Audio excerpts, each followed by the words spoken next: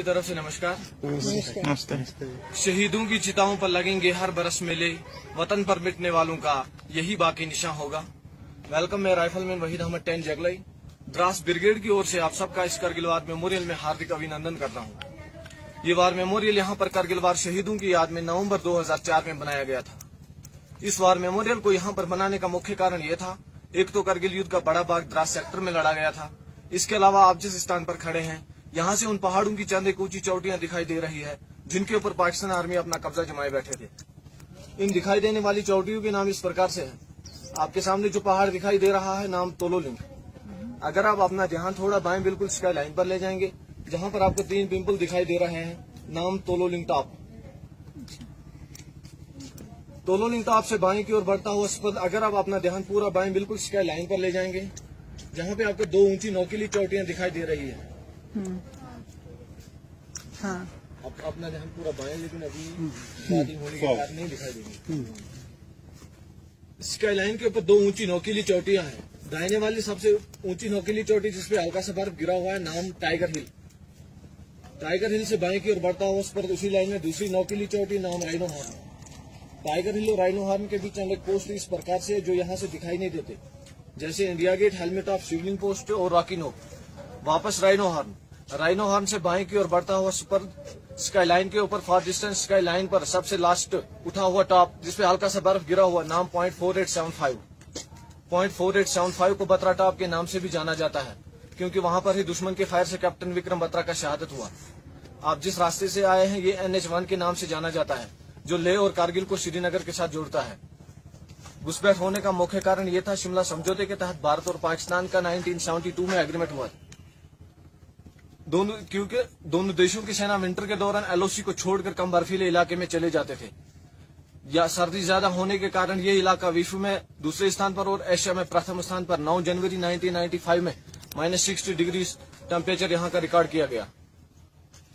1998 के विंटर के दौरान जब हमारी भारतीय सेना LOC को छोड़कर कम बर्फीले इलाके में चले गए, तो उस समय पाकिस्तान आर्मी ने धोखे से हमारे पोस्टों के ऊपर कब्जा किया था।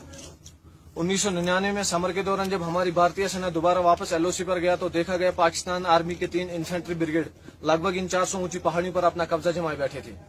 ये एरिया गुमरी से लेकर साउथ ग्लेशियर तुर्तक तक था। तकरीबन 150 किलोमीटर दुश्मन ने कैप्चर कर रखा था। ये ऑपरेशन 20 मई 1999 को शुरू हुआ था और 26 जुलाई 1999 को संपन्न हुआ। इसलिए हर साल विजय दिवस 26 जुलाई को ही इस करगिल वार मेमोरियल पर मनाया जाता है। आपके सामने तोलोलिंग पहाड़ पर दुश्मन अपना कब्जा जमाए बैठे थे। तोलोलिंग पहाड़ पर सबसे पहले 18 ग्रेनेडियर के जवानों द्वारा ऑपरेशन शुरू किया गया, लेकिन अच्छी तरह पोजीशन बनाकर बैठे पाकिस्तान आर्मी के प्रभावित फायर के द्वारा यूनिट की मूवमेंट को रोक दिया गया। मूवमेंट केवल खराब मौसम और अंधेरी रात में कामयाब हुआ। चंद दिनों की लड़ाई के बाद 18 ग्रेनेडियर एक फॉर्म बेस बनाने में कामयाब हो गया। तोलोलिंग पहाड़ पर कब्जा करने के लिए 18 ग्रेनेडियर बटालियन के साथ 2 राजरी बटालियन को डिटेल किया गया।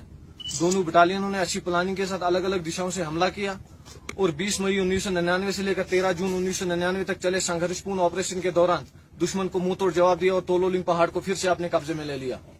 उस ऑपरेशन के दौरान हमारी भारतीय सेना को काफी नुकसान उठाना पड़ा। उस ऑपरेशन के दौरान हमारी भारतीय सेना के 3 ऑफिसर, 4 जूनियर कमीशन ऑफिसर और 33 जवानों का शहादत हुआ। तोलोलिंग पहाड़ पर कब्जा करने के बाद हमारी भारतीय सेना का ध्यान टाइगर हिल पर गया, क्योंकि टाइगर हिल से दुश्मन NH1 को सीधा शूट करता था, जिससे सेना की कानवाई और सिविल गाड़ियों को आने जाने में काफी परेशानी होती थी। टाइगर हिल पर कब्जा करने के लिए हमारी भारतीय सेना की ओर से 18 ग्रेनेडियर बटालियन और 8 सिख बटालियन को डिटेल किया गया। दोनों बटालियनों ने अच्छी प्लानिंग के साथ अलग अलग दिशाओं से हमला किया और 3 जुलाई 1999 से लेकर 8 जुलाई 1999 तक चले इस ऑपरेशन के दौरान टाइगर हिल को फिर से अपने कब्जे में ले लिया। उस ऑपरेशन के दौरान हमारी भारतीय सेना को बहुत बड़ा नुकसान उठाना पड़ा, जिसमें 1 ऑफिसर, 4 जूनियर कमीशन अफसर और 30 जवानों का शहादत हुआ। इसके अलावा 120 जवान घायल हुए। 0.4875 को बत्रा टॉप के नाम से जाना जाता है। 0.4875 पर कब्जा करने के लिए कैप्टन विक्रम बत्रा की महान बहादुरी को देखते हुए उन्हीं की पलटन 13 Jammu and Kashmir rifle battalion को डिटेल किया गया।